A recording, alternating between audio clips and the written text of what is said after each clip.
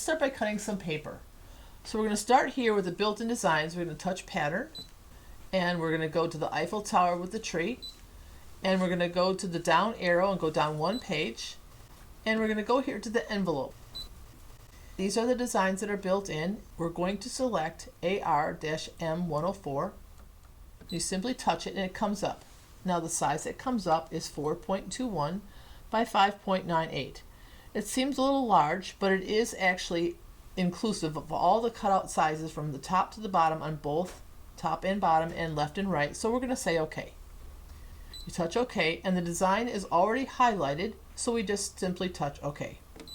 Now at this point, you can change how many of these you want cut out. So if you're doing a dinner party, you can just simply increase how many place cards you want to have cut. But we're just going to do one just so that you can have the demo and see how to do this.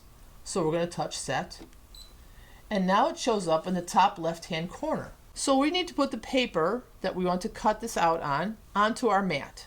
So this is a low-tack mat that has a covering on. So you need to take this plastic protective paper off. And you want to save this, so we're going to put it back on later on. So just save that so you have it for yourself. And I have a piece of cardstock here. You're going to place it on the mat. So I'm going to use this grid here so I can make sure I have my paper on straight. It really doesn't matter, but just kind of helps. And you put it there, and I'm using the optional brayer just to make sure I press it down.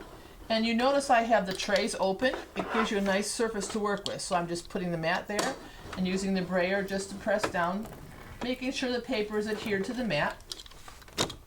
And then you need to load the mat. Now if you look at the ScanNCut itself, there's two little guides here, one on the right and one on the left, and you simply drive the mat right between those two guides, and now on the machine itself you have this button here, and this will actually load the mat into the machine. You simply touch this button and the machine goes very slowly and feeds the mat in and sets it in place. Okay, now we're back to our work screen, and we want to position the design onto the paper. But we can't tell from here where the paper is, because if you notice on the mat, I don't have the paper tucked all the way up in the top left-hand corner, because this whole square represents the 12 by 12. That's this whole square on the mat of the black outline. So we could try to figure it out, but it would be guessing. So the easier way is right here on the screen is a scan icon. So we're going to touch this scan, and we're going to tell it to start. And what happens is the mat's going to go move in, and the machine will actually scan what's on the mat. So we'll be able to see where the paper is actually positioned on the mat. And it's really quick, so it's worth a little bit of time.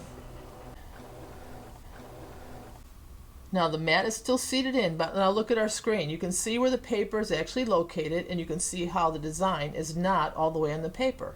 So watch this. Simply touch this and drag it and put it right onto the paper. It's just that quick and easy. So now we can say OK. Now we want to cut this. So in order to do it, you have to say please select, because the machine actually does more than just cutting. So if I touch please select, there's all the different things the machine can do. Now we want to actually cut. So you touch the word cut, and the machine processes what it can do. Now we have in here what they call an auto-detecting blade, and that's signified by the black cover here. But to assure yourself that it's going to cut properly, there's a built-in test for us. So you touch the word test, and when you do that, there's a tiny, tiny, tiny little triangle included inside this little red box. Now if I touch this red box, I'm going to drag it away from our design so you can see a little better. See how it is there? Now my suggestion is bring it all the way down to the bottom of our paper. And I'll show you why. Because that way we can cut way down here, and it's much easier for us to check we're okay to cut the rest of our design. Now we're going to touch start. And the mat's going to move in. First off, it's detecting the thickness of what we have here. And now it's going to go cut that little test. And it's a triangle, just so you know what to expect. There you go. Now, you simply lift up the paper, and you can see that the triangle cut out correctly.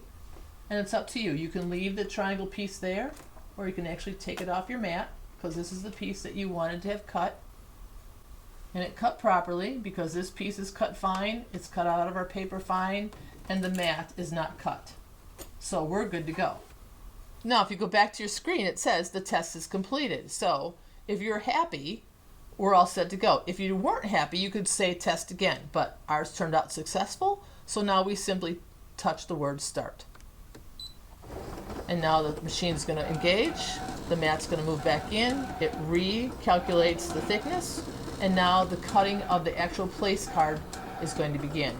Now our screen tells us it's going to take 4 minutes.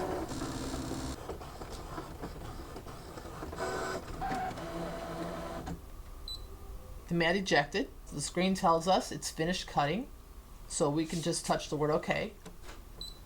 Now the screen looks the same, but look at the mat itself. Again, we're going to lift the paper. This was cut off. Here is your card.